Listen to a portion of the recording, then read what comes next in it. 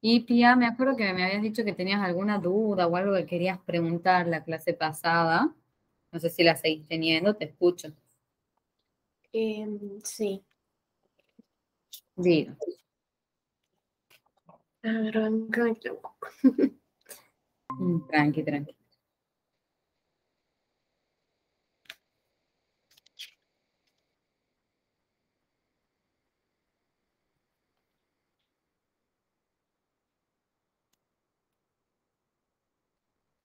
Hola chicos, ¿cómo andan? Felipe, Lumila, ¿todo bien? Bueno, me alegro, me alegro, me alegro. Ay, yo chicos más, estoy con fiebre, dolor de panza, estoy re enferma me parece. Así que bueno, estoy como sobreviviendo desde ayer que no como nada. Así que, bueno, por lo menos voy a bajar de peso.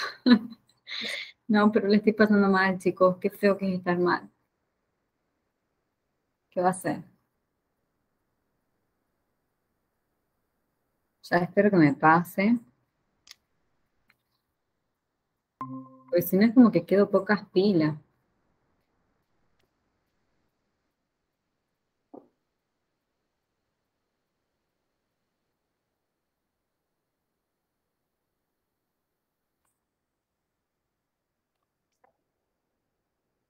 Bueno. Bueno, chicos, ¿qué onda? ¿Pudieron repasar algo? ¿Se pudieron poner al día más o menos o no? Sí, dentro de todo. Más o menos, cuéntenme qué le faltó.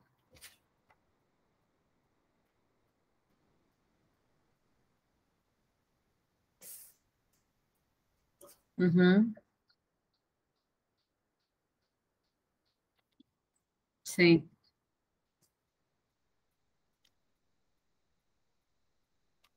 claro, claro. ¿Y qué más qué más te quedó?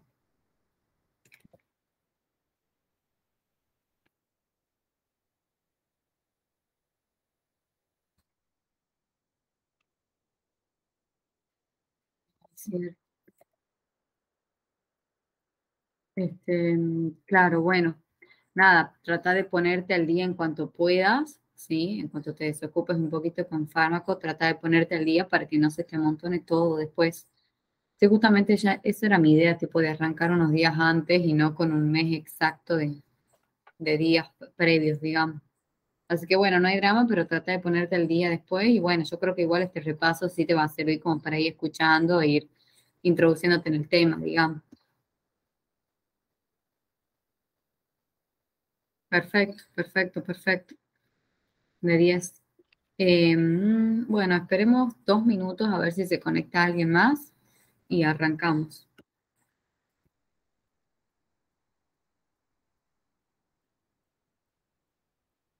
Hola, profe, buenas tardes. Hola Luciano, ¿cómo andás? ¿Todo bien? Todo bien, sí. Me alegro. ¿Cómo te fue con el repaso? Eh, Me puse al día con otras cosas, pero no alcancé a arrancar con respiratorio. Así Ah, que respiratorio no. o sea, ya lo vi una vez hace ya un tiempo, pero no quise hacerlo el finde, pero no llegué.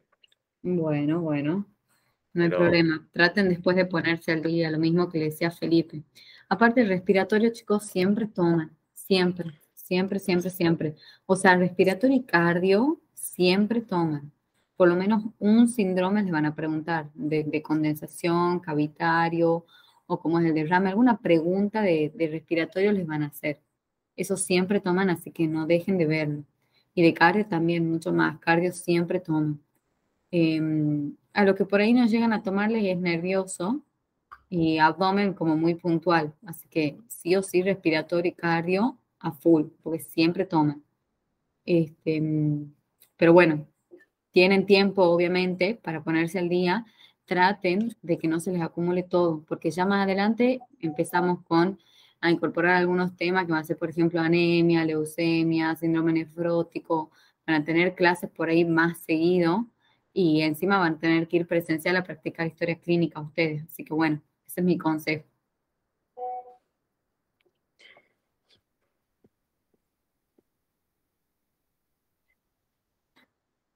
Ah, estoy re enferma, chicos, por Dios. Bueno, no miren mi cara. Esta es mi cara de enferma, estoy como apagada. Tratemos de dar lo máximo posible. Voy a empezar a grabar. La idea, chicos, es que lo hagamos entre todos, ¿sí? O sea, que no sea yo la única que habla, sino que tratemos de resolver entre todos. Si se confunden, se confunden. O sea, no hay ningún problema, para eso estamos, para que aclaren todas las dudas y una vez que se confunden no se vuelven a confundir más. Y participen, ¿sí? No tengan vergüenza, nada. Acá todos vamos a aprender juntos. Quédense más que tranquilos, ¿sí? Sí, profe. Perfecto, perfecto, perfecto. Bueno, ahora, esperen. Esperen que ahora el formulario.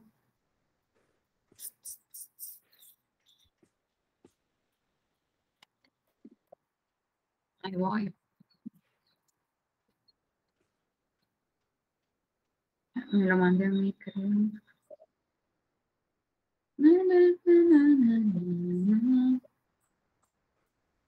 Bueno, ahora sí, entonces. Ay, no. Esperen, esperen. Lo cerré.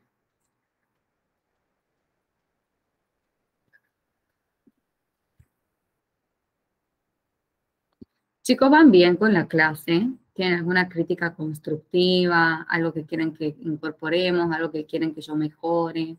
Yo siempre pregunto, me encanta escuchar. ¿Tienen algo para decir?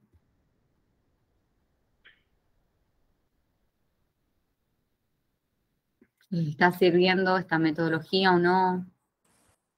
En mi caso sí, me ayuda a ordenarme, a estudiar, porque vos, digamos, como que haces el foco en lo que generalmente toman, porque por ahí uno lee el libro y dice, uy, bueno, quiere estudiar hasta el mínimo detalle, por ahí no es tan así, digamos. Entonces Bien, como que me perfecto. sirve que apuntemos a eso. Bueno, buenísimo. Bien ahí.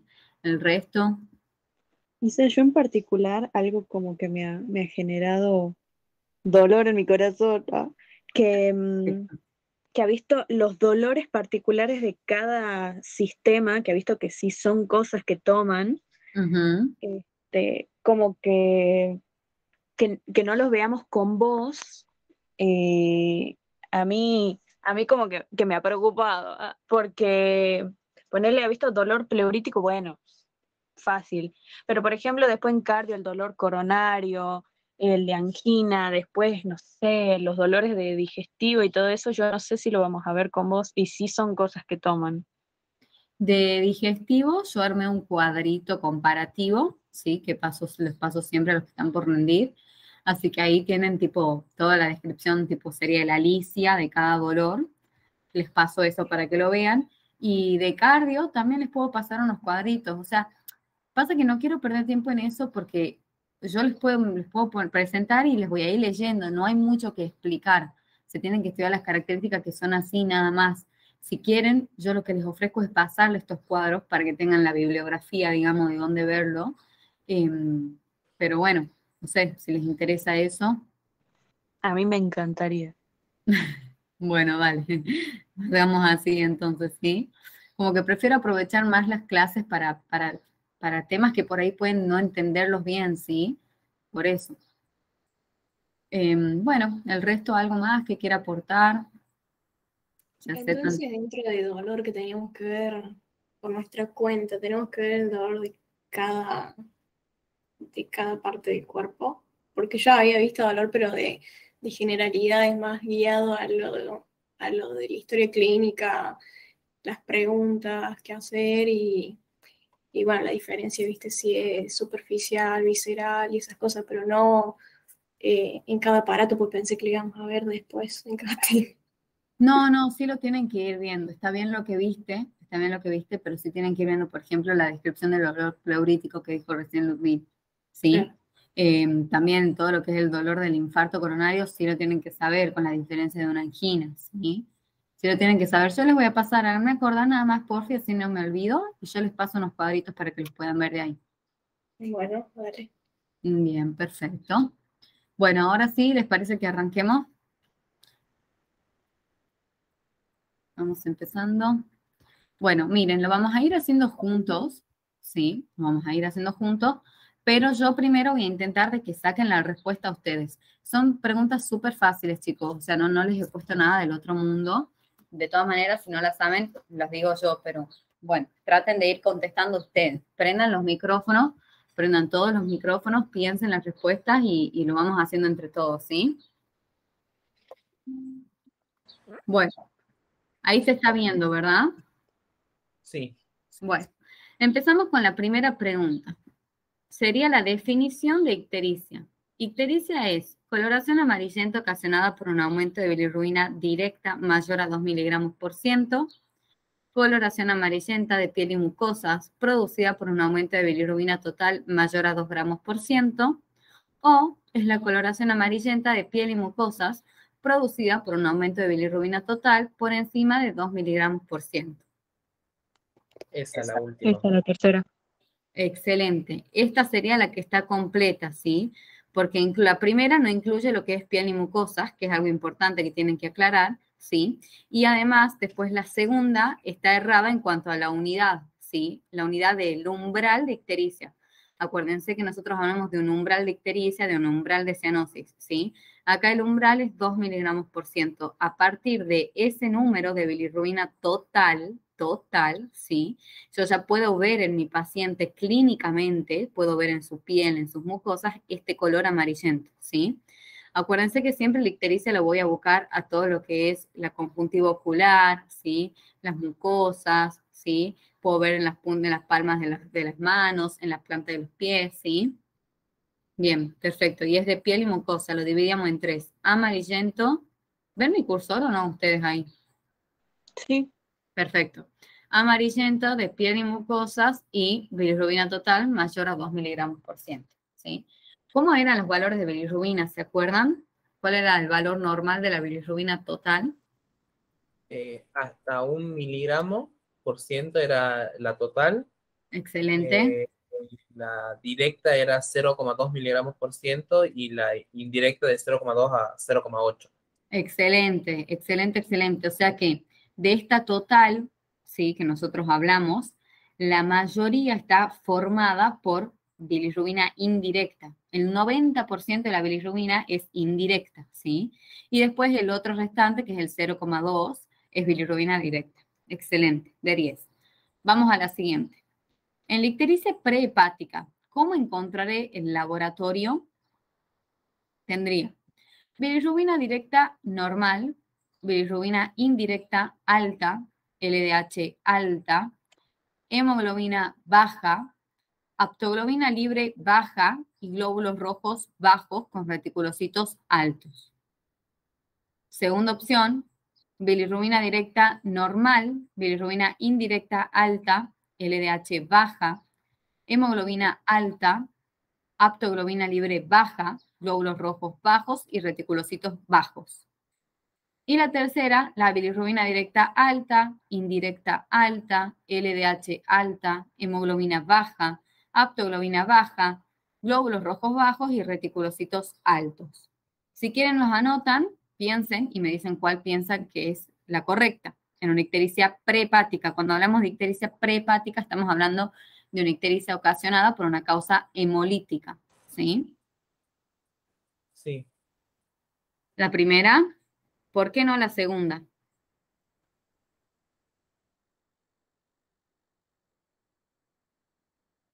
Excelente, de 10, porque los reticulocitos son los glóbulos rojos bebitos, por decirlo así, son los glóbulos rojos recién formados por la médula ósea. Y eso es algo que la médula ósea lo hace de manera compensatoria cuando empieza a ver que la sangre está quedándose con glóbulos rojos bajos, en baja cantidad, por la hemólisis. Y la tercera opción, ¿por qué no?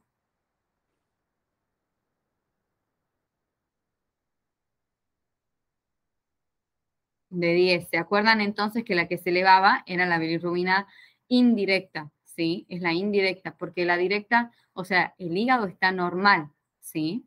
El hígado está normal, no tengo ninguna obstrucción en las vías biliares. El único problema que yo tengo es que se mueren los glóbulos rojos en excesiva cantidad. Tengo una hemólisis excesiva, mueren, y entonces aumenta esa bilirrubina indirecta. Excelente. ¿Se entiende entonces que es la primera para el resto? Sí, profe. De 10, genial. Todos estos chicos, acuérdense que cómo se llaman, cuando yo los pido en el laboratorio de sangre. Marcadores de hemólisis. Bien, de 10, marcadores de hemólisis, excelente, de 10, ¿sí? La aptoglobina, ¿se acuerdan del concepto, no? Que era la proteína que se encarga de captar toda la hemoglobina que aparece en la sangre. Entonces yo, aptoglobina libre, no me queda nada, porque está todo unido a hemoglobina, ¿sí? Por la hemólisis. Excelente, de 10.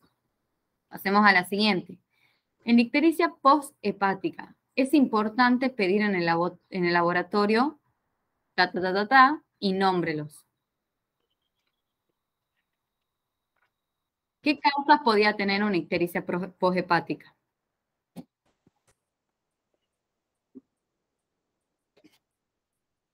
Bien, ¿y alguna otra causa más? O sea, esa obstrucción, o mejor dicho, esa obstrucción de las vías biliares, ¿por qué se puede dar? ¿Cómo se puede producir esa obstrucción? Excelente, de 10. Entonces, dentro de las 3 opciones que tengo acá, marcadores de hemólisis, de daño hepático y de colestasis, ¿cuáles pedirían si tienen el cuadro de una ictericia posthepática? De Colestasis. Excelente, de 10 marcadores de colestasis. ¿Y se anima a decírmelo algunos cuáles son esos marcadores de colestasis? No. Creo que estabas por decir bien, ¿no? No, iba a decir GPT. No. Pero claro, eso es hepático. Excelente, eso es hepático. Pero había una parecida, pensaba con G también. La fosfatasa. Bien, la Sí, fosfatasa alcalina es uno. ¿Qué otra más? La GGT y La la GGT. Sí. 5-ribo es. Bien, la 5-ribonucleotidasa, ¿sí? Entonces tienen la FAL, que es la fosfatasa alcalina, la GGT, que es la enzima gamma-glutaryl transferasa, y tienen por último la 5-ribonucleotidasa. Esas 3 enzimas, anoten, son las marcadoras de colestasis, es decir, son marcadores que indican que mi vía biliar está obstruida, ¿sí? ¿Y qué bilirrubina voy a tener aumentada yo, chicos, en ictericia posthepática? Directo. Directo. La directa, muy bien. ¿Y alguna más? No. No. La indirecta estaría Excelente. normal. Excelente, únicamente la directa, porque si se acuerdan, ¿en cuál ictericia yo tenía aumentada las 2 bilirrubinas? En la hepática. En la hepática, donde el hígado está enfermo. Entonces, le cuesta captar bilirrubina indirecta, por lo tanto, hay un restante que queda en la sangre, y el poquito que capta lo metaboliza bilirrubina directa, pero cuando lo tiene que mandar por las vías biliares, le cuesta sacarlo. Entonces, hay una partecita que sí va a viajar por la vía biliar, pero hay otra partecita que refluye y vuela a la sangre, quedándome las 2 bilirrubinas aumentadas en sangre, ¿sí? Excelente, de 10, perfecto. Profe, ¿podés Sí. repetir los marcadores aumentados en la colestasis, fosfatasa alcalina y los otros 2 cuáles eran? Sí, es fosfatasa alcalina, la gamma, o sea, la GGT, se abrevia así, que es la gamma-glutaryl transferasa. Sí. Y por último, la 5, que se abrevia 5-RN, es la 5-ribonucleotidasa. Perfecto. Bien, excelente. Esos valores, chicos, los tienen que ver, ¿no? Tienen que ver los valores, ¿sí? También de los marcadores de hemólisis. No he visto que pidan de aptoglobina, sí, pero sepan de la hemoglobina, de los reticulocitos, glóbulos rojos, eso sí lo tienen que ver. Bueno, sigamos. ¿En qué ictericia podemos encontrar coluria?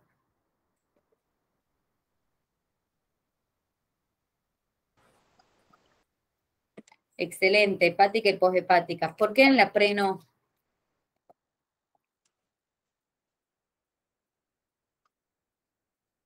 Tal cual, porque mi bilirrubina directa, para yo tener... A ver, ¿cuál es la definición de coluria, chicos? A ver, alguno otro que sepa la definición de coluria. La bilirrubina directa aumentada en orina. va por ahí, pero para que quede más completita, podríamos decir, es la coloración oscura de la orina producida por la presencia de bilirrubina directa en orina, ¿sí?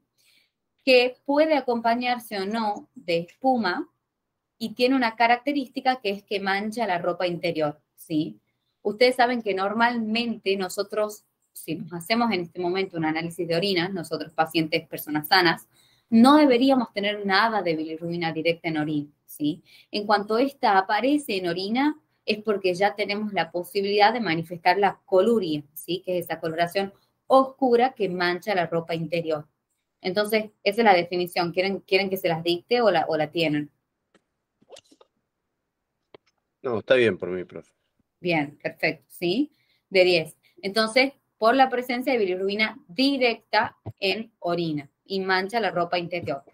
Entonces, ¿por qué yo en la prehepática no tengo coluria? Porque hablábamos recién de que en la prehepática, que se da por una hemólisis excesiva, el único componente de bilirrubina que aumenta es el de la indirecta, ¿sí? La bilirrubina directa está normal, no toca la sangre, ¿sí? Yo para que llegue a orina, la bilirrubina directa, para que llegue a mi orina, tiene que pasar antes por la sangre, ¿sí? Y normalmente esta no toca la sangre, se forma en el hígado y del hígado pasa a través de las vías biliares directamente hasta los intestinos. No toca en ningún momento la sangre, ¿sí? En la ictericia prehepática tampoco hay bilirrubina directa en sangre, porque el problema es la hemólisis. Aumenta la indirecta, pero toda esta indirecta, que está en muchas cantidades, entra perfectamente al hígado, se metaboliza perfectamente y sale perfectamente por las vías biliares hasta el intestino. Entonces yo en ningún momento llegué a tener bilirrubina directa en sangre, por lo tanto menos voy a tener en orina. ¿Se entiende? Sí. Bien, de 10, excelente.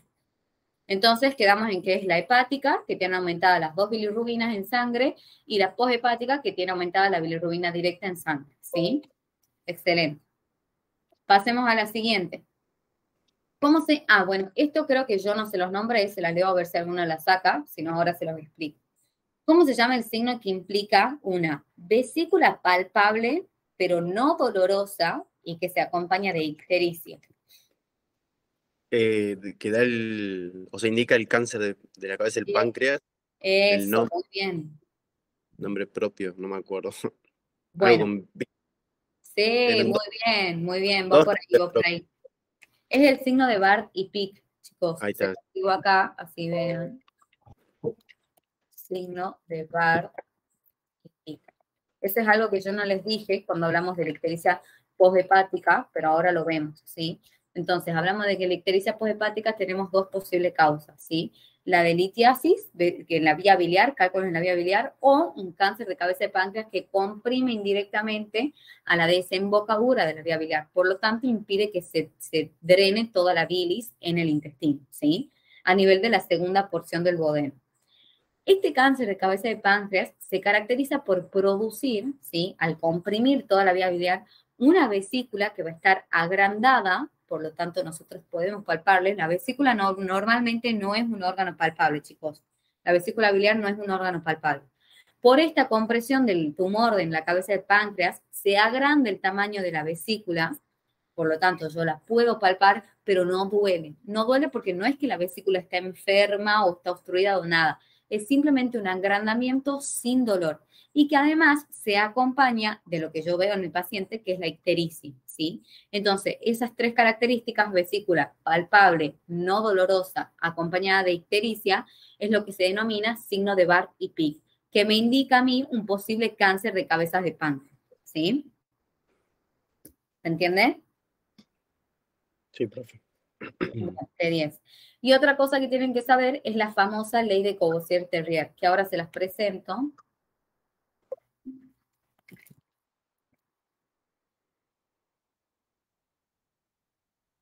Acá.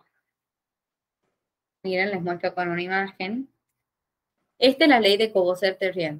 Dice que todo paciente con ictericia progresiva y vesícula palpable no dolorosa, que sería el signo de Bardy-Pick, tiene cáncer de cabeza de páncreas o de vía biliar hasta que se demuestre lo contrario.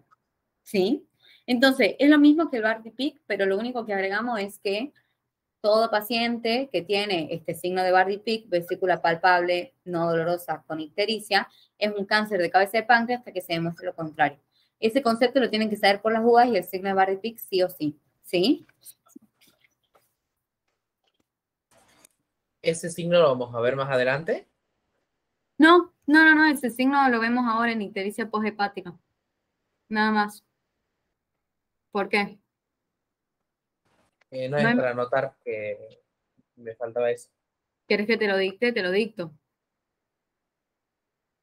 El signo de Bardet-Pick implica una vesícula palpable, no dolorosa, acompañada de ictericia.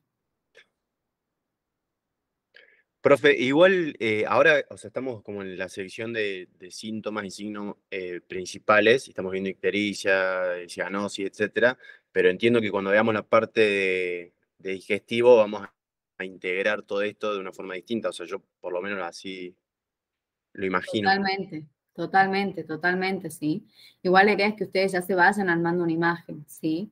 Por eso cuando hablamos de ictericia posthepática, yo les decía, lo más común, gracias a Dios, es que sea una litiasis vesicular. Entonces, si ustedes piensan, a ver, si viene y se les presenta un paciente de 35 años que viene y les dice, tengo náuseas, tengo vómitos, ustedes lo miran y está amarillo, y les dice que generalmente tiene una mala alimentación, no hace actividad física, toma poca agua, que tiene un dolor tipo cólico a este nivel, ¿sí? Que eso ya, ese dolor ya lo van a ver. Y bueno, yo me empiezo a orientar a qué, en un cáncer de cabeza de páncreas o más bien en una litiasis. Claro, sí, sí. En una litiasis, ¿verdad? Distinto Sí, sería sí. que les venga un paciente de 75 años que ustedes lo ven muy enflaquecido, que les dice que está muy cansado, que tiene mucho malestar general, ¿sí? Que perdió mucho peso en poco tiempo sin ni siquiera haber hecho dieta, ¿sí? Y que tiene, por ejemplo, cuando ustedes palpan esta vesícula que la llegan a tocar, pero no les duele, no le duele. Y además tiene ictericia. ¿En qué pensarían ahí? El cáncer de cabeza de páncreas.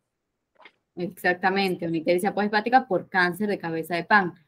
Ahora, si viene un paciente y les dice, soy alcohólico, tomo todos los días de mi vida, le hago una ecografía hepática y tiene un hígado totalmente cirrótico, con los bordes filosos, disminuido en cuanto a su tamaño, consistencia más bien dura, además tiene un fetor alcohólico permanente, lo ven amarillo, ¿en qué van a pensar? En una ictericia hepática, ¿sí? Entonces se van a ir como armando este síndrome para poder hacer un posible diagnóstico presuntivo. Bien, ¿queda claro? Sí. Sí, perfecto. Excelente, sigamos ahora.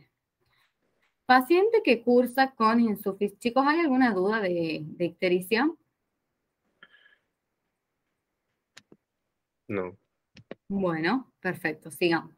Entonces, paciente que cursa con insuficiencia renal crónica, ocasionada por un síndrome nefrótico maltratado. Manifiesta edema de qué características, chicos? ¿Qué características tiene el edema renal? Va a ser bipalpebral, vespertino, blando, cianótico, que puede evolucionar a la nasarca y no mejora con la acción de la gravedad. O va a ser bipalpebral y vespertino blando, pero pálido, que evoluciona a la nasarca y no mejora con la gravedad.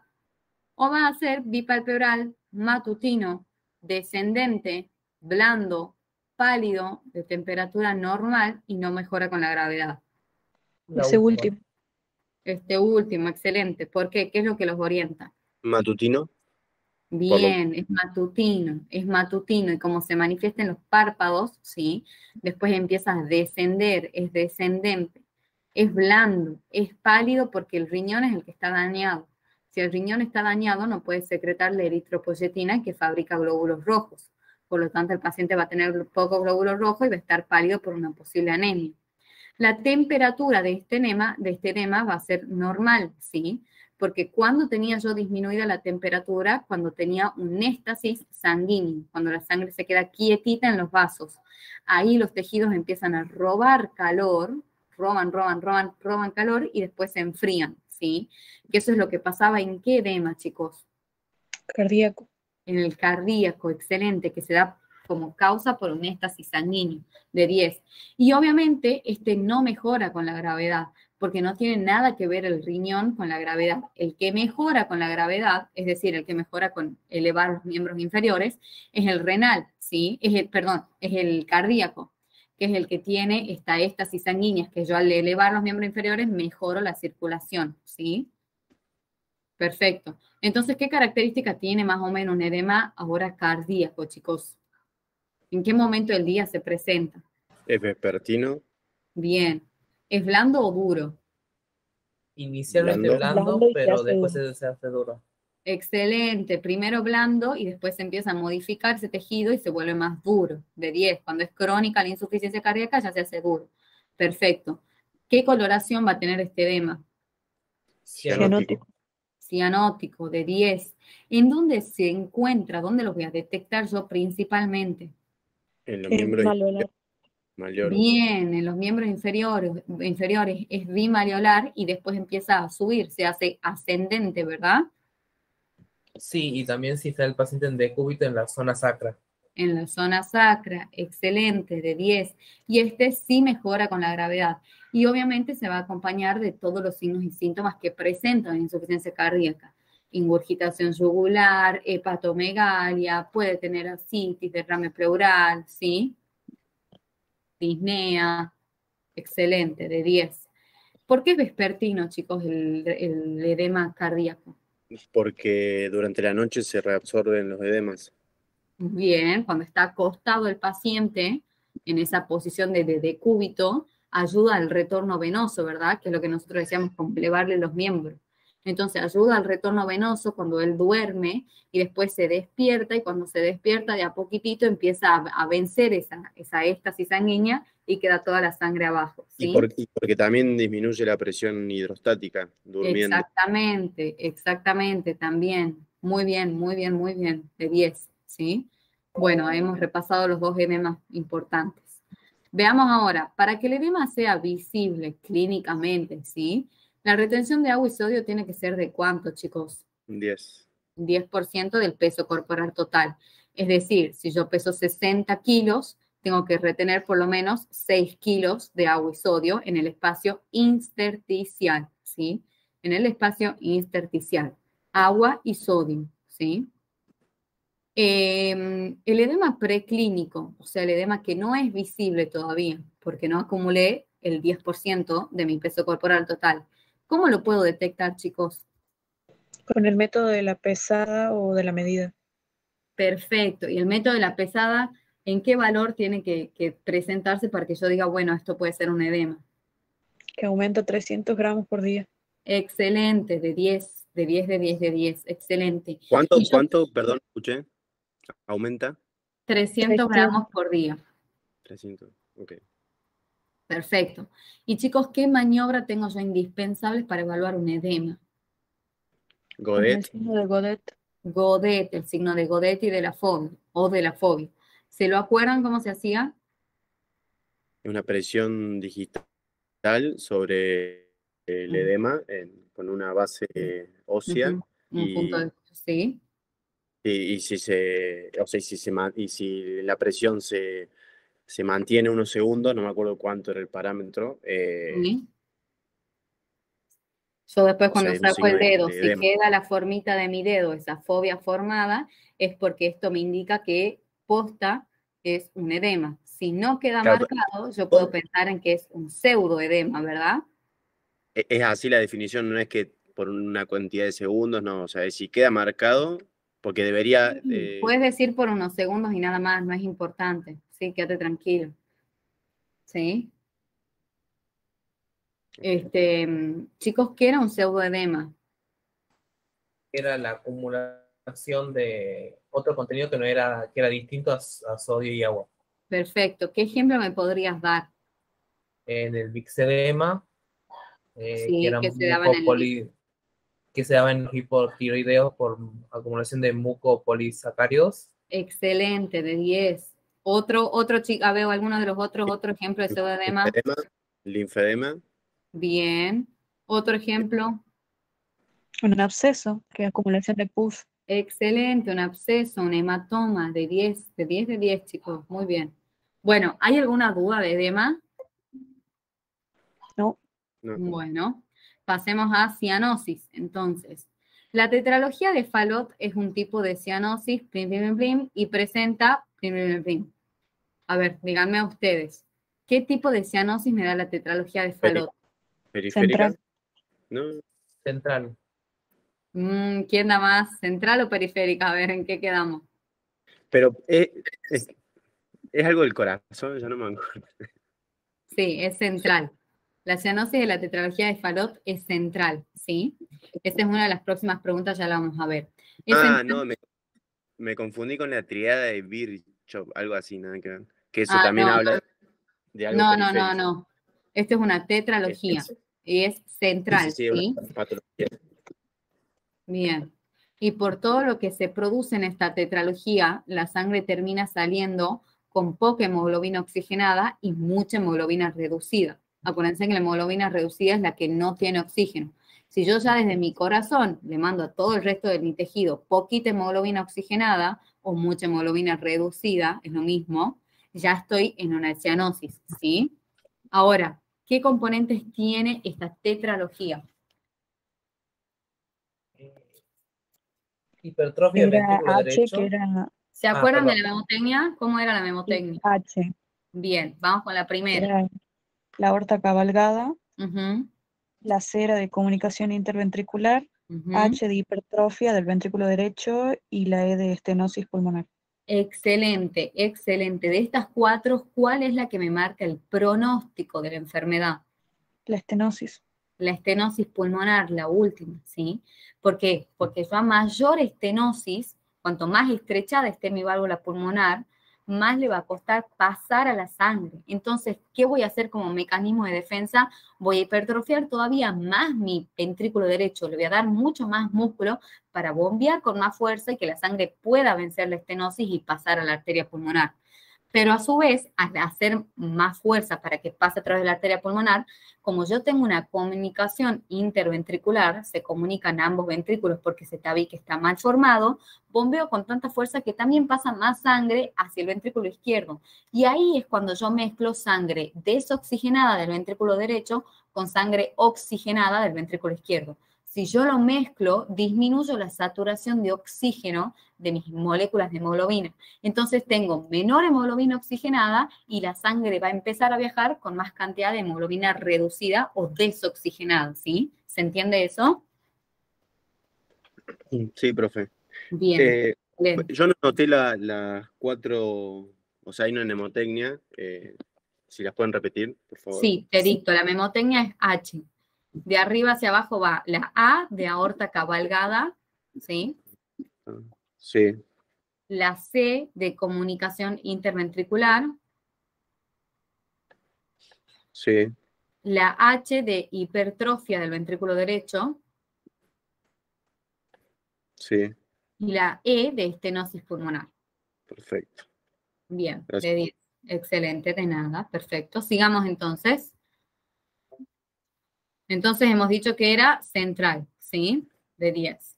Ahora, la cianosis que se presenta en la insuficiencia cardíaca es de tipo central, ya que el órgano afectado es el corazón, como su nombre lo indica. ¿Verdadero o falso? Falso, es periférica. Falso, excelente, es periférica. ¿Por qué? ¿Qué es lo que está pasando acá, chicos? ¿Quién me puede decir? Uno como de los síntomas que presenta la insuficiencia cardíaca es la éstasis. Entonces, al haber éstasis en las estructuras anteriores, está estancada y la sangre, entonces los tejidos empiezan a extraer más, a pedir más, y bueno, A extraer más, ¿qué? ¿Qué le sacan más?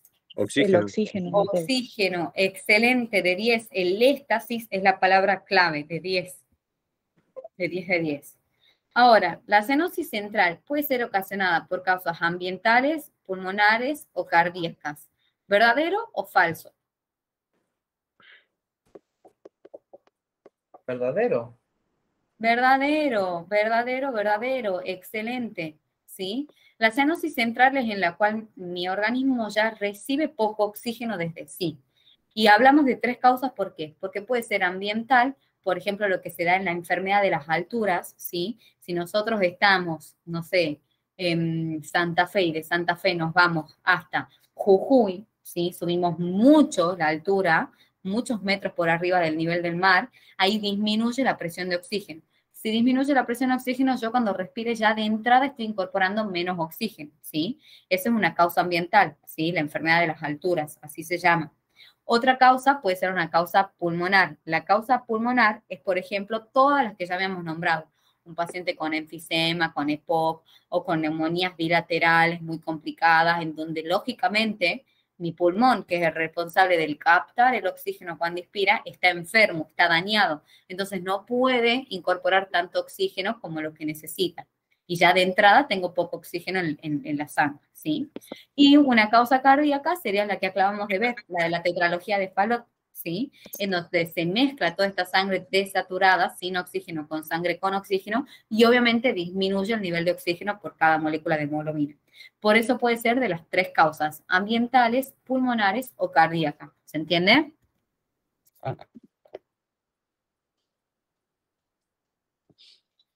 Sí. Bien. ¿El resto queda claro? Sí, profe, sí. Excelente, de 10. Sigamos entonces. Es verdadero, es verdadero.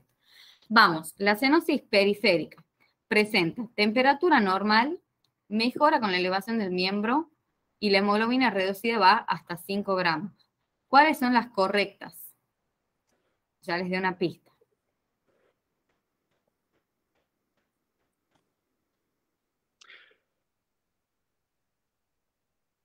¿Cuál es la correcta? Muy bien, muy bien. ¿Por qué? Temperatura normal, no, porque en la cianosis periférica el problema es el éxtasis, ¿sí? Y así como cuando la sangre está quieta, mis tejidos se abusan y me sacan mucho oxígeno, también se abusan y me sacan mucho calor. Por lo tanto, la temperatura va a estar disminuida, fría, ¿sí? Ahora, sí mejora con la elevación del miembro porque eso hace que mejore la circulación, haya un buen retorno venoso, ¿sí? De toda esa sangre que está con éxtasis. Y la tercera está mal porque dice la hemoglobina reducida va hasta 5 gramos por ciento. ¿Cuál era el umbral para yo tener cianosis? Era 5 gramos por ciento o más. O sea, este hasta está mal, ¿sí? ¿Vamos bien? Sí, sí. Excelente. Ahora, la cianosis producida debido a la obstrucción de la vena... Voy a cerrar esto, chicos, porque por ahí se me va el wifi. Se consume más. La cianosis producida debido a la obstrucción de la vena cava superior es central, periférica, o se acompaña de circulación colateral y edema. ¿Cuáles piensan que son correctas?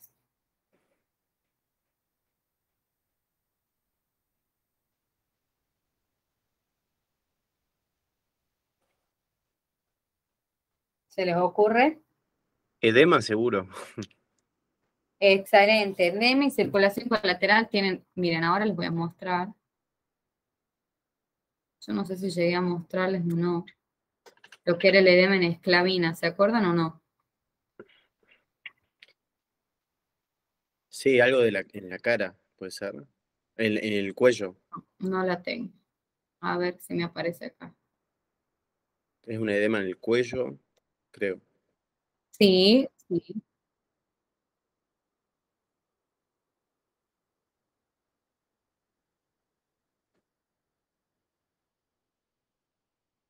Excelente, es así, chicos. Cuando yo tengo una obstrucción en la vena cava superior, obviamente, ¿quiénes drenan en mi vena superior? Todo lo que es cabeza y cuello y los miembros superiores. Por lo tanto, yo voy a tener, como ven en este paciente, totalmente cianótica la parte superior del cuerpo del paciente, totalmente edematizado y acompañada de circulación colateral, porque al estar obstruida la vena cava superior, la sangre empieza a buscar otros caminitos por donde circular y ahí se manifiesta como esta circulación colateral, que son estas venas bien dilatadas y tortuosas que pueden ver ustedes acá, ¿sí?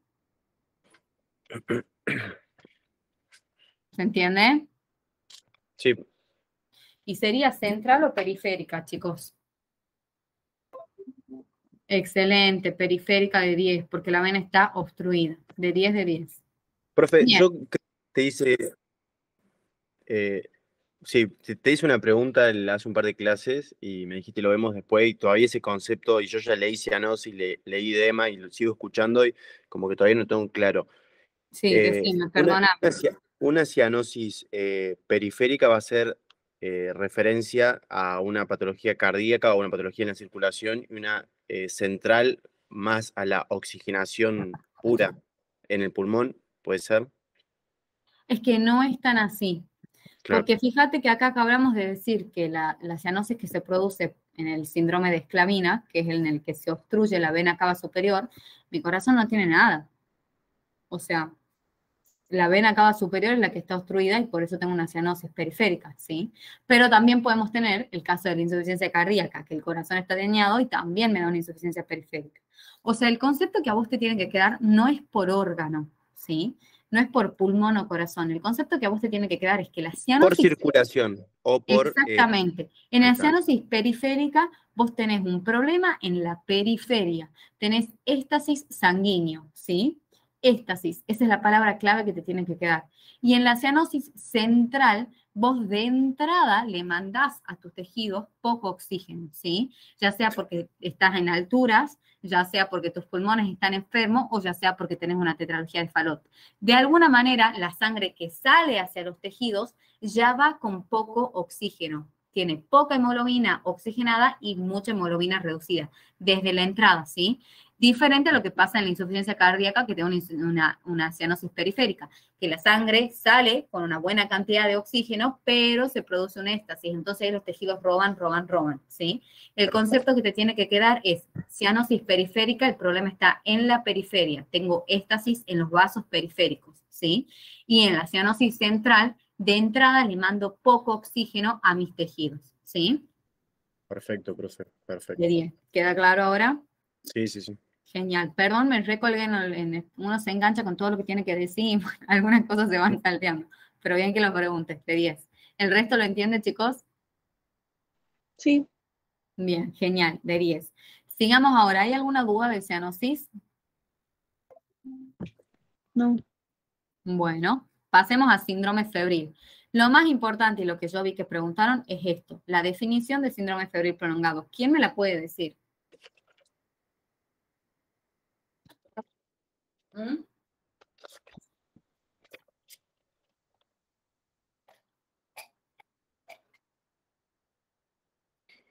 Que es mayor a 2 semanas, mayor a 15 días. O Mira, sea, nos organicemos.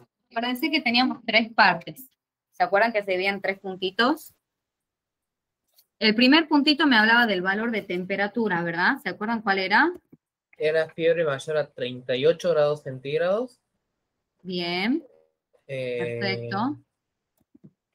con más de 2 semanas de evolución o 15 días de evolución. Bien, esperen un segundo. Mayor a 38 grados centígrados, Sí.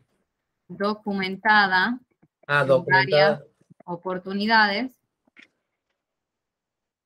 ¿Sí?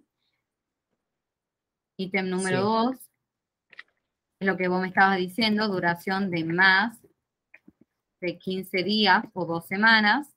Y el último, ¿cuál es? Que no le encontrábamos causa después de muchos exámenes o de muchos estudios. Excelente, excelente, de 10. Sin esa no es causa la FOD. aparente luego de exámenes exhaustivos. Profe, creo que hay un error de concepto. O sea, esa es la FOD, es la fiebre de origen desconocido, no la de no febril No. prolongado. No, esto es el síndrome febril prolongado. Esta es definición de síndrome febril prolongado, que es lo que han preguntado en los últimos exámenes. Claro, es que igual en el Tomás aparece FOD y cuando empieza a explicarlo dice también conocida como fiebre, o sea, lo ponen como si fuera la misma, Ok, pero así. listo, perfecto. Quédense así como que es lo mismo. Ya después... Sí, en el después argente es otra cosa, o sea, pero no van a... O sea, yo lo leí en el argente y lo discrimina como aguda, crónica, o bueno, crónica se puede tomar como prolongada, y después la de FOD, que aclara bien estos 3 puntos. mira, esto es definición de síndrome febril prolongado, chicos, y es los que han tomado. Después, más adelante, cuando ustedes tengan más que nada pediatría, infectología, van a ver algunas mínimas diferencias entre síndrome febril prolongado y FOD, ¿sí? Por ahora los pueden tomar como similares, y si no, se quedan con que esto es definición de síndrome febril prolongado porque lo tomaron así, chicos, ¿sí? O sea, no es porque yo quiera, lo dieron así y lo tomaron así, Bueno, ¿sí? Lamentablemente es así, chicos. Algunas veces es como la cátedra lo pide. Ayer me han preguntado algo de la bronquiectasia con un esputo estratificado y la verdad que eso yo no lo había leído. Yo el esputo de la bronquiectasia he leído que es mucopurulento.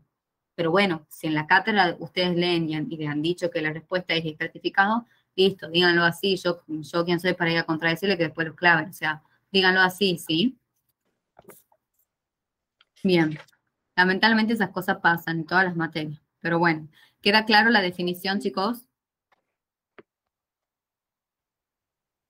sí, profe. Bien, de 10. Bueno, ¿hay alguna duda, chicos, de todo lo que es generalidades o podemos pasar a respiratorio? No, ninguna. Vamos con respiratorio. Sí, sí, sí, por mí sí. Bien, perfecto. Bueno, la primera pregunta. Los puntos a estudiar cuando percutimos a nuestros pacientes son, a ver, ¿quién me los dice? ¿Cómo nos ordenamos para la percusión? Es de vértices a bases, anterior, posterior y lateral. ¿Y qué más? De los dos hemitórax. Miren, va por ahí, pero nos organizamos así. Primera cosa que voy a percutir son los vértices pulmonares.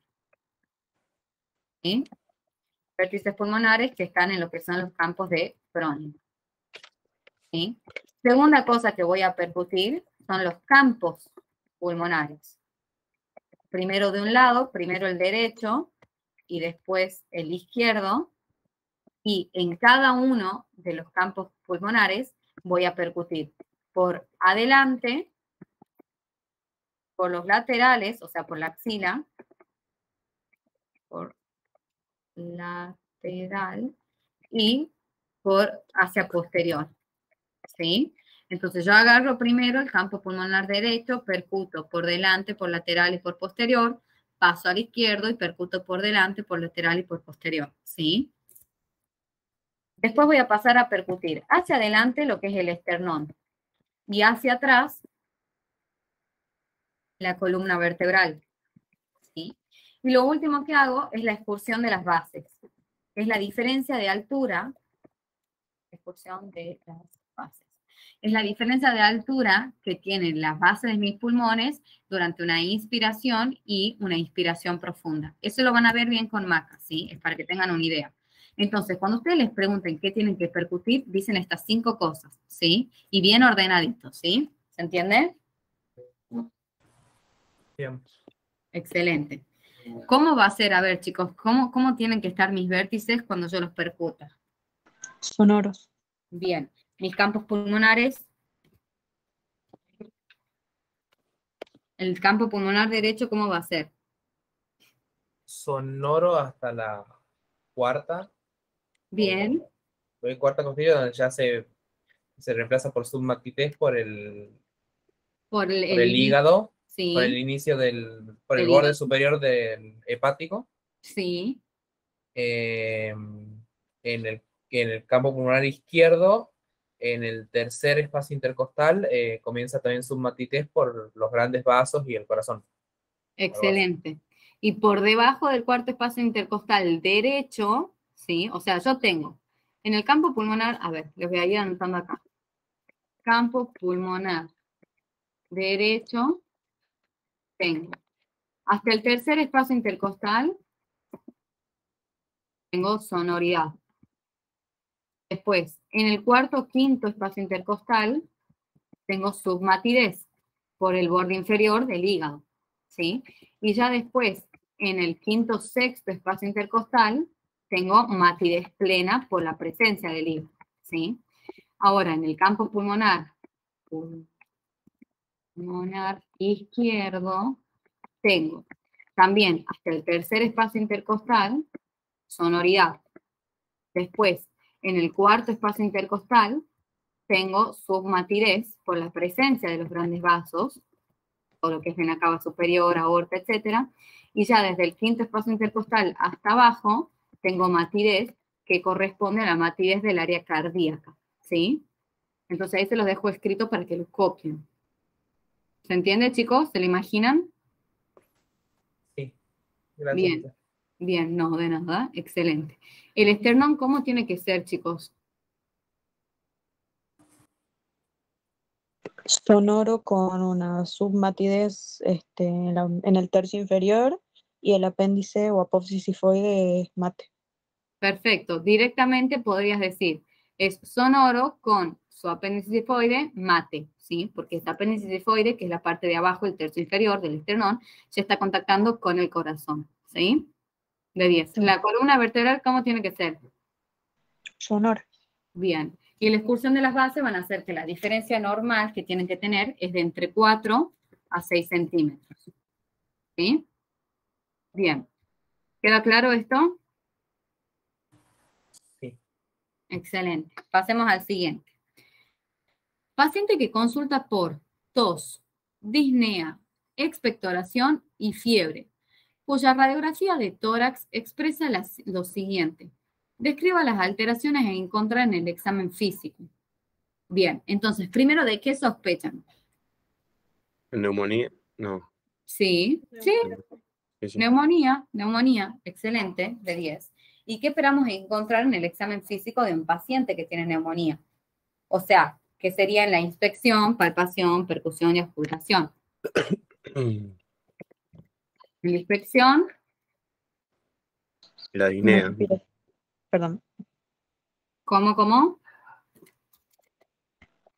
No, yo iba a decir una respiración superficial Excelente, respiración superficial. ¿Qué más? y de cúbito de lado eh, sano. ¿Está?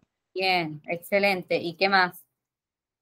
La disnea también la encontramos en la inspección. Esa disnea es un síntoma, el paciente te va a decir. Nosotros acá estamos haciendo el examen físico, vamos a ver en la inspección que ese hemitórax que tiene la neumonía disminuye su movilidad, ¿sí? Disminuida la movilidad de ese hemitórax. ¿Se entiende, chicos? Sí. ¿El resto entienden o no?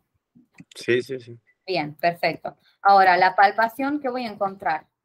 Disminuida la expansión y Excelente, aumentadas las vibraciones vocales. excelente. ¿Por qué están aumentadas? Ay, Dios. Por Acuérdense, esta estructura densa, digamos, que se muy forma en el bien, parénquima. muy bien, por la misma condensación, que es algo más sólido y me transmite mejor las vibraciones vocales. Excelente. Palpación, disminuida expansión y aumentadas las vibraciones vocales. Bebé. Ahora, la percusión, ¿qué voy a tener? Matidez con columna vertebral sonora. Excelente, la columna vertebral mantiene su característica de sonora, pero bien, fue encontrar una matidez zonal, una matidez en la zona de la condensación, ¿sí? Y a la ocultación, ahora los quiero ver, acá hay varias cosas.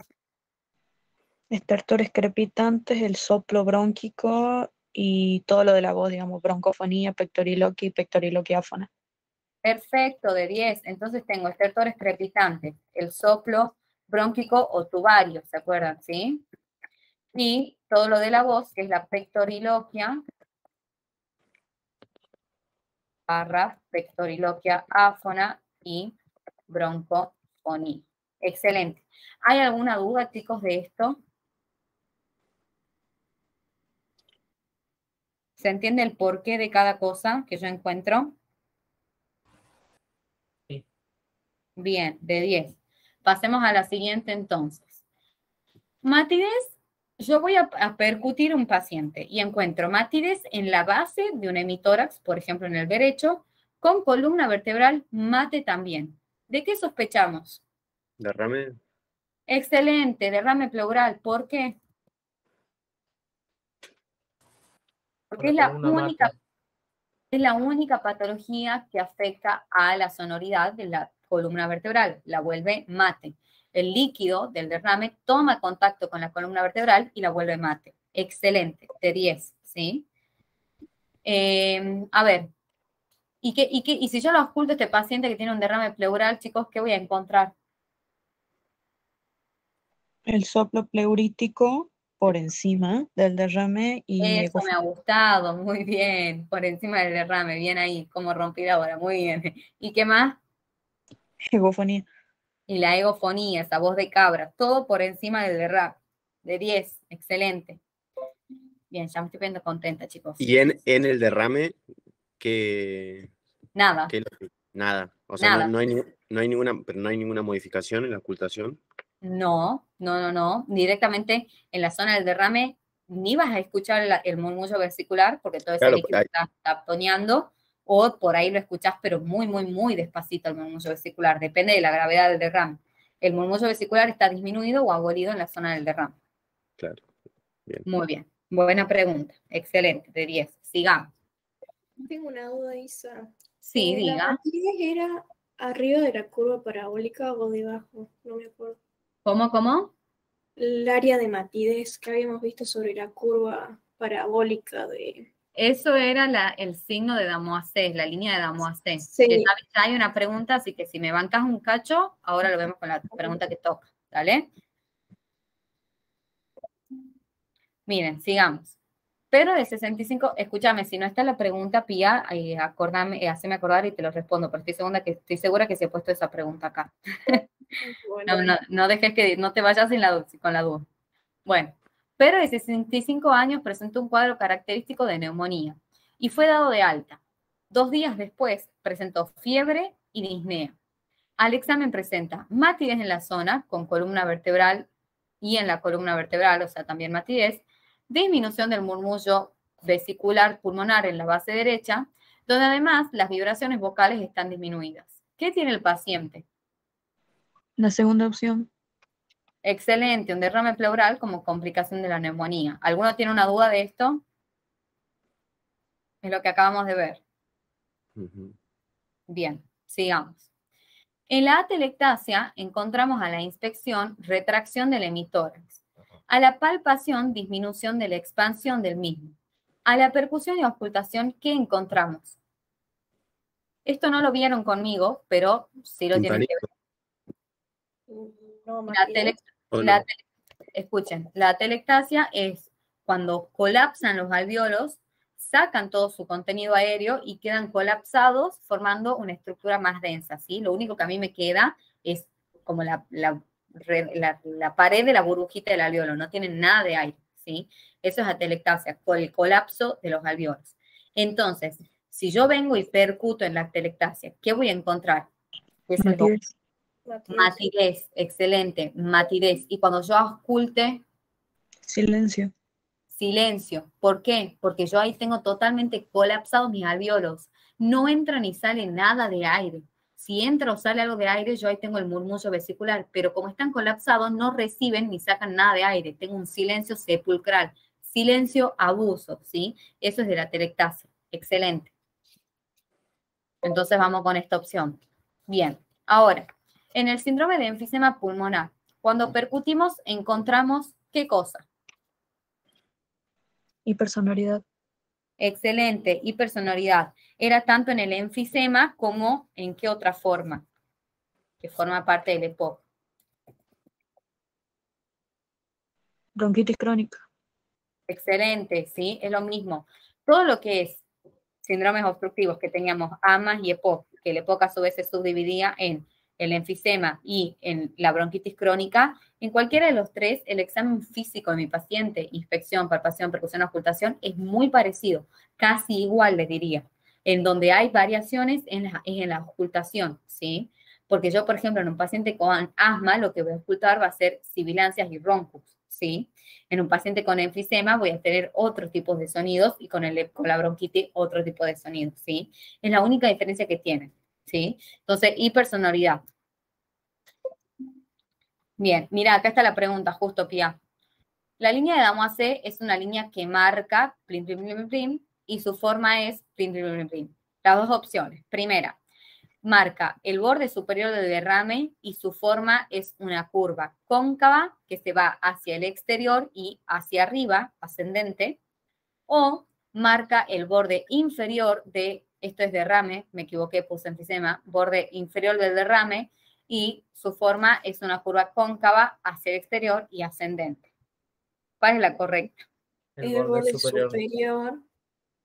Pero la pregunta que yo tenía era la matidez, si se escuchaba ahí arriba o abajo. No, abajo, porque mira, a ver. Dame un segundo que lo abro.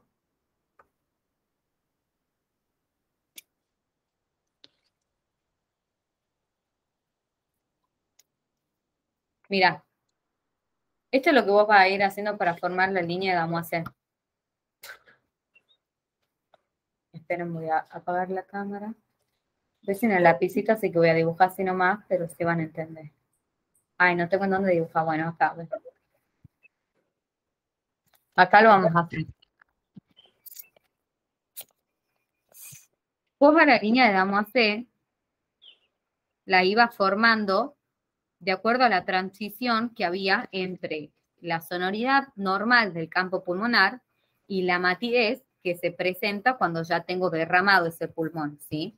Entonces, suponete que ese es el pulmón que está derramado, tiene todo acá líquido, tiqui, tiqui, tiqui, tiqui, que llega hasta acá. Yo voy a tener, si yo trazo una línea, la línea de Damoiseau, voy a tener todo este sector mate, ¿sí? Y todo el sector de arriba va a ser sonoro, porque todavía no está en contacto con el agua del derrame, con el líquido del derrame. Entonces yo voy a ir percutiendo. Voy a percutir primero acá y voy a tener, lo hago con verde, acá y voy a tener sonoridad, sonoridad, sonoridad. Bajo un poquito más y empiezo a percibir la matidez del derrame. Ahí hago un puntito. Me voy más hacia afuera y empiezo de vuelta, de arriba hacia abajo. Sonoro, sonoro, sonoro, hasta que llego a percutir nuevamente matidez. Hago un puntito. Y así sucesivamente hasta llegar al extremo lateral. Entonces, a vos esta línea de Damoiseau se te forma por los primeros puntos de matidez que vos tenés. ¿Se entiende o no? Sí, ahora sí. Bien, de 10. Y por eso se dice que es una curva que es cóncava superior, ¿sí? Porque la curvatura está hacia arriba, ¿sí? Como que la pancita va así. Ahí está, con este cursor no puedo. Va así la pancita y se va hacia el exterior, hacia afuera y se va hacia arriba, ¿sí? Curva cóncava superior que se va hacia afuera y hacia arriba. Y divide lo que es por abajo, zona de matidez por el derrame, y por arriba, zona de sonoridad de un pulmón que todavía no llegó a contactar con el derrame, ¿sí? Marca el borde superior del derrame. Todo por acá abajo es derrame, por arriba ya no. Cierto. ¿Se entiende ahora? Sí, gracias. Genial. Sí, yo quiero anotar lo que dice, su forma es cóncava. Perfecto, le faltaba eso, la forma cóncava.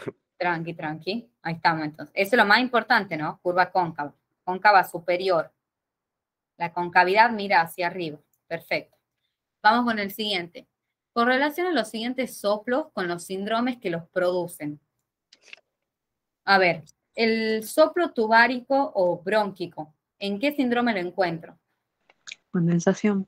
Excelente. El anfórico, Neumotórax. bien. ¿Por qué se llama anfórico? Porque es como soplar por una ánfora o algo así. Excelente, de 10, como soplar en una botella tipo ánfora, sí. Y el pleurítico, bueno, en el derrame pleural. ¿Y qué característica tiene ese pleurítico? ¿Cómo es? Es por encima del nivel del derrame. Sí, ¿y cómo se escucha? Se escucha como un soplo en... Maradona. Un soplo en E, excelente, un soplo en E. Así es lo que ustedes van a escuchar, de 10. Perfecto, pasemos al siguiente. Y nos falta, ¿y cuál soplo nos falta? Porque eran 4. ¿Cómo? El cavitario. El cavitario, excelente, que se encuentra en un síndrome de cavitación. ¿Qué causa nos puede dar a nosotros una caverna? TBC y el quiste hidatídico. Excelente, de 10. Entonces ahí tenemos los 4 soplos con los 4 síndromes correspondientes. Acuérdense que soplos son ruidos que reemplazan al murmullo vesicular, ¿sí? Donde yo estoy escuchando el soplo no voy a tener murmullo vesicular, ¿sí? Bien, vamos con la siguiente. Cite los estertores característicos de la siguiente situación. D, el exudado en un bronquio y el exudado en un alveolo. ¿Cómo sería en ese orden? En el bronquio, ¿cómo se va a llamar ese estertor oral? Subcrepitante. Excelente, sub con B de bronquio, crepitante. En el alveolo, Crepitante. excelente, 2, crepitante, de 10. Pasemos a la siguiente. Acuérdense, chicos, que alto. Acuérdense que estos son ruidos agregados. ¿Y qué tipo de ruidos agregados son? Húmedos. Húmedos, excelente. Nosotros teníamos ruidos secos y ruidos húmedos. Vayan a la clase y repasen el cuadrito de ruidos agregados. Acuérdense que ustedes a los ruidos agregados los podían clasificar en 2, ¿sí? Los ruidos secos y los ruidos húmedos. O también los podían clasificar según el lugar topográfico en donde se originan. Ruidos de la tráquea, ruidos de los bronquios, de los bronquiolos y de los alveolos, ¿sí? Ruidos secos teníamos, por ejemplo, en lo que es la tráquea, el cornaje o estridor. En el bronquio teníamos roncus. En los bronquiolos teníamos las sibilancias, ¿sí? Y después teníamos, a nivel de los húmedos, teníamos, la tráquea no tiene un ruido húmedo, el bronquio y el bronquiolo tienen los estertores subcrepitantes y el alveolo, estertor crepitante, ¿sí? Todo eso es clasificación de ruidos agregados. Ustedes acuérdense, cuando nosotros hablábamos de la auscultación en el aparato respiratorio, auscultábamos 3 cosas. Los ruidos respiratorios normales, ¿sí? Los ruidos que se producen a la voz y las modificaciones que se producen de esos ruidos cuando yo toso, a la tos, ¿sí? En los ruidos respiratorios normales teníamos, después de ver todo lo normal, que era el laringotraqueal, broncovesicular y murmullo vesicular, veíamos las alteraciones, que a su vez también las dividían en 3. Eran alteraciones cuantitativas, donde aumenta o disminuye el murmullo vesicular, eran alteraciones que reemplazan al murmullo vesicular, que son los soplos que acabamos de ver, y eran los ruidos agregados que se sobreimponen sobre el murmullo vesicular, que es esto que acabamos de decir, ruidos secos y ruidos húmedos en las diferentes áreas topográficas, ¿sí? ¿Se acuerdan de eso? Sí. Isa, Bien. vos habías dicho que en la pleura un ruido seco se llamaba también sibilancia. Sí, podés tener algo de sibilancia, pero lo más importante de la pleura, no te hagas lío, es el frote pleural, que se produce en la pleuritis seca, no en el derrame pleural. No tengo líquido entre las hojas de las pleuras, ¿sí? En la pleuritis seca, inflamación de las hojas de la pleura, ahí tengo el frote pleural. Y esa es la próxima pregunta, así que creo que la expoliamos. Bueno, a ver. Pacientes, ¿vamos bien hasta acá? Sí. Excelente, de 10. Entonces, ahora, paciente de 68 años, femenino, sin antecedentes mórbidos, consulta por un cuadro de 4 días de evolución caracterizado por tos con expectoración mucopurulenta, disnea progresiva, dolor pleurítico en el hemitórax derecho y sensación febril no objetivada. Al examen se evidencia una matidez en la región afectada con un murmullo pulmonar muy disminuido. ¿Qué diagnóstico pondría con estos antecedentes?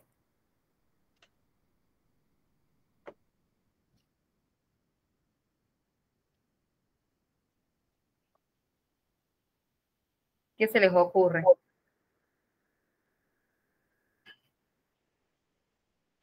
¿Mm? Neumonía. A ver, ¿qué piensa el resto? Por la expectoración yo también pensé en neumonía, pero la verdad que no sé. A ver, el resto. Estoy entre neumonía y cavitario, no sé bien. Es neumonía, chicos. Es neumonía, ¿sí? Es neumonía. Excelente, es neumonía. ¿Por qué? Por todos los signos y síntomas, tos, expectoración mucopurulenta. Acuérdense que la expectoración en el síndrome cavitario, que se da, por ejemplo, por la TBC, era una expectoración numular, ¿se acuerdan? En forma de pilas de moneda, ¿sí? disnea progresiva, dolor pleurítico, que eso no me da a mí el síndrome cavitario. El dolor pleurítico lo tengo o en una neumonía o en un derrame pleural, ¿sí? Excelente, de 10. Vamos con la siguiente. Paciente de 70 años con EPOC, consulta por exacerbación de su tos crónica y de su disnea.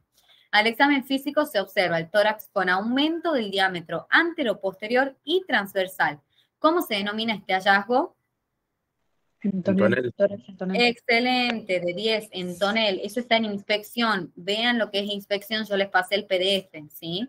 Tórax en tonel, aumenta su diámetro anterior, posterior y transversal. Vamos con la otra.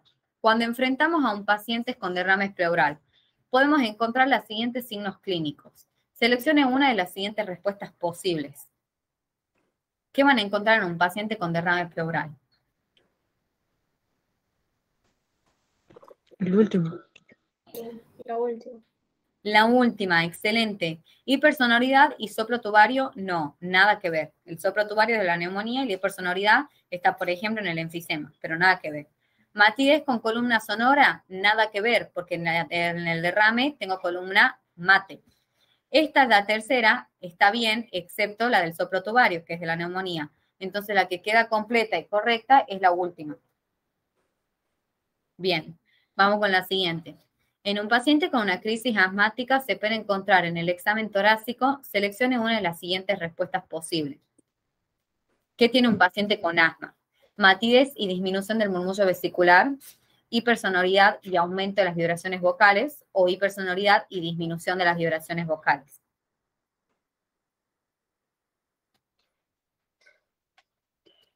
A ver, vamos con lo primero. ¿Qué tiene? ¿Matidez o hipersonoridad? Hipersonoridad. Excelente, alguna de estas dos. ¿Y cómo van a estar las vibraciones vocales si yo estoy hablando de un paciente que tiene asma? El asma te da una broncoconstricción, ¿verdad? Se inflaman los bronquios por una hiperreactividad, por alguna alergia que tiene el paciente y disminuye la luz del diámetro. Entonces entra y sale poco aire. Si yo les digo eso, ¿cómo piensa que van a estar las vibraciones vocales? Disminuido. Disminuidas, excelente, de 10, van a estar disminuidas, ¿sí? Hay hipersonoridad por el aire que queda atrapadito en esa crisis y están disminuidas las vibraciones vocales porque no está saliendo bien el aire. Excelente. Estas ya son las últimas, chicos. Un paciente de 24 años es traído de urgencia tras sufrir un accidente de tránsito. Fíjense en esto, clave, accidente de tránsito. Acusa disnea y dolor en el hemitórax derecho. Tiene una frecuencia cardíaca de 120 y una frecuencia respiratoria de 24 respiraciones por minuto. O sea que está con una, ¿cómo se llama esto? Taquipnea. Taquipnea de 10. Y franca abolición del murmullo vesicular en el pulmón derecho. No tiene murmullo vesicular en el pulmón derecho. Al completar el examen pulmonar, usted concluye que se presenta un neumotórax derecho, ya que encuentra ¿qué cosa? Matidez y aumento de las vibraciones vocales o timpanismo No. y abolición del murmullo. Timpanismo y policia. Excelente. El único cuadro pulmonar que a ustedes les da timpanismo es el neumotórax. Todo el resto que es, por ejemplo, el enfisema, la bronquitis crónica, el asma, me da hipersonoridad. El timpanismo es cuando tengo aire acumulado en una cavidad cerrada, como por ejemplo la pleura, que se perforó en este paciente que tuvo un accidente de tránsito y empezó a ingresar un montón de aire a esa cavidad pleural cerrada. ¿Sí? Bien, de 10. Y obviamente abolición del murmullo vesicular porque el pulmón está totalmente colapsado. Todo ese aire que está en la pleura lo empuja y colapsa el pulmón. Por lo tanto, no respira, no entra ni sale aire, ¿sí? No hay murmullo vesicular. ¿Y está? Sí, diga. ¿Te acuerdas que vos habías dicho que en el neumotórax la tráquea estaba desviada hacia el lado sano, porque era como que la empujaba, ¿esto? Excelente. ¿Lo Sí. mismo pasaría en el derrame pleural si es severo, por ejemplo? Excelente, de 10. Ok. Pasa lo mismo. Si es severo, no. Porque un derrame pleural no te va a dar de una la tráquea desviada. O sea, Claro, vos acordate que el derrame pleural el líquido empieza cayendo en la base del pulmón. Si ya es muy severo y te ocupa toda la cavidad pleural, ahí sí. Y empuja hacia el lado sano, igual que en el neumotórax, empuja hacia el lado sano. De 10. Excelente. Buena pregunta. Sigamos. Paciente femenina de 55 años, con antecedentes de diabetes mellitus, consulta por tos productiva, dolor torácico de puntada y fiebre de 5 días. Entonces, tos productiva, dolor torácico en puntada o dolor pleurítico y fiebre de 5 días. A la auscultación confirma que el murmullo vesicular es reemplazado por un ruido laringotraqueal. ¿Cómo se denomina este hallazgo? Soplo brónquico. Excelente, el soplo brónquico o tubárico o laringotraqueal, ¿sí? Acuérdense que ese ruido es únicamente normal cuando yo lo escucho a nivel del cuello, de la tráquea, ¿sí? Si yo ya lo escucho en el pulmón, es un soplo, reemplaza el murmullo vesicular. De 10. Ahora, al examinar un paciente, se concluye que presenta una pleuritis, ya que encuentra, ¿qué cosa? Abovedamiento torácico, abolición del murmullo o frote pleural. El frote. Bien, eso ya lo habíamos dicho, de 10, el frote pleural, ¿sí? Que es como doblar cuero seco o desprender un abrojo, ¿sí? Así se le dice, de 10. Una paciente con antecedentes de asma bronquial ingresa a urgencia por un cuadro de disnea muy importante, al parecer se trata de una crisis, pero se considera que debe ser hospitalizada ya que presenta signos de gravedad. ¿Cuál de los siguientes es el más ominoso, o sea, el de peor pronóstico en un paciente con una crisis asmática? Hipertensión. El más ominoso, chicos, es el de ausencia del murmullo vesicular. Cuando yo ya no escucho murmullo vesicular en mi paciente que tiene asma, me está queriendo decir que está totalmente cerrado ese bronquio, que no le entra ni le sale nada de aire. Eso es 100% peligroso y es el de peor pronóstico, ¿sí? Eso no lo habíamos conversado, así que también que no lo hayan sabido, ahora ya lo saben. De 10. De 10 de 10. Seguimos. La última. En la atelectasia, que es el síndrome de colapso alveolar, la tráquea se encuentra desviada ¿hacia qué lado, chicos? Enfermo. El enfermo. ¿Quién da más? El enfermo. Bien, de 10, es hacia el enfermo, ¿sí? Entonces, atelectasia, la tráquea va a estar doblada, va a estar desviada hacia el lado enfermo. Esto lo van a ver, puede ser en inspección o también en una placa de tórax. Y hacia el lado enfermo, marqué la incorrecta. Y cuando se desvía hacia el lado sano, sospecho más de un neumotórax o de un derrame pleural severo, ¿sí? Excelente. ¿Hay alguna duda, chicos? Esto es todo. No, todo bien. La atelectasia entraba dentro de los síndromes de condensación. No. La atelectasia es otro cuadro. El síndrome de condensación es cuando vos pensás en una neumonía, en un tumor maligno, en un absceso no drenado. La atelectasia es cuando colapsa todo el parénquima alveolar de un pulmón. ¿Y cómo lo clasifico entonces? ¿Cómo? ¿Cómo lo clasifico? Es un síndrome pulmonar. Ustedes tienen síndromes pleurales, síndromes obstructivos, que es el asma. Tienen síndrome obstructivo, que es asma y EPOC. Tienen síndromes pleurales, que es, por ejemplo, el neumotórax, el derrame pleural, ¿sí? Y de ahí tienen otros como el hidroneumotórax, que combina ambos, y etcétera, ¿sí? El MPM, etcétera. Y después tienen síndromes pulmonares, que ahí tienen síndrome de condensación, síndrome cavitario, tienen la atelectasia, ¿sí? ¿No está considerado un síndrome restrictivo?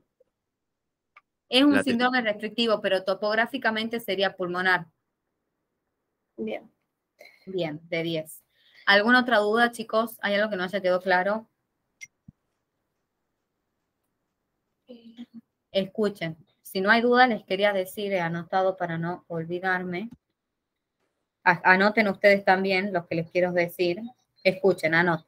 Para el doctor Ordóñez, decir sí o sí espacio intersticial cuando definen edema, ¿sí? Sí o sí. Ahora, si estoy súper segura que es un edema, pongo como motivo de consulta edema. Si no, pongo acumulación de líquido en miembro inferior, en abdomen, donde sea que ustedes están viendo que parece una zona edematizada. Para el doctor Ordóñez, sí o sí poner ascitis. Para el resto de los doctores, no pongan ascitis, porque los otros doctores dicen que ustedes no saben si es una ascitis, o sea, es agua y sodio lo que se está acumulando, o si es sangre, pus, otra cosa, hasta que lo punzan al paciente, ¿sí? ¿Y qué más? Y lo Has último... dicho que, perdón, habías dicho que sí, digamos, ascitis, si es para Ordóñez. Sí, para el resto no. Bien, de 10. Escuchen, y algo que le quería preguntar es si había quedado claro la poliglobulia como cianosis. Yo les había dicho que la poliglobulia puede dar, se dice que puede dar por una o por otra razón un tipo de cianosis central o un tipo de cianosis periférica. No mixta, no implica que sea una cianosis mixta, sino que puede ser central si la vemos desde un punto de vista o periférica si lo vemos desde el otro. ¿Por qué puede ser periférica? Puede ser periférica porque se dice que en la poliglobulia, al tener tantos glóbulos rojos circulando por la sangre, es como que la sangre aumenta esa viscosidad y tiende al éxtasis sanguíneo porque está como más densa. Entonces, con ese éxtasis sanguíneo que genera la poliglobulia, hablamos de que puede haber una cianosis periférica. Pero también algunos dicen que puede ser una cianosis central, ya que tengo tantos glóbulos rojos que el oxígeno que yo ingreso es insuficiente para llenar a esa cantidad de glóbulos rojos que yo tengo, ¿sí? ¿Se entiende? ¿Por qué una, por qué otra? Sí. Bien, excelente. ¿Hay alguna duda, chicos? No, ninguna de esas. La cianosis en el asma sería periférica. ¿Cómo? La cianosis que se produce en una crisis asmática o en el asma en sí, sería periférica. No, sería más bien central, porque se te cierra la vía aérea, digamos. Ya, ok. Bien, de 10. Profe, yo tengo una duda a nivel de organización. Estoy medio desfasado porque la última clase no pude asistir. Sí. Acá terminamos con respiratorio, siguen las clases de respiratorio, no. Terminamos se con sacó. respiratorio. Terminamos con Ok. respiratorio. Mañana empezamos con presión arterial y la primera parte de pulso, con cardio. Ok. ¿Sí? Bueno, nos vemos mañana, nos vemos entonces a la mañana, ¿sí? Nos vemos a la mañanita. ¿A qué hora? 11:30. Sí, la misma hora de siempre.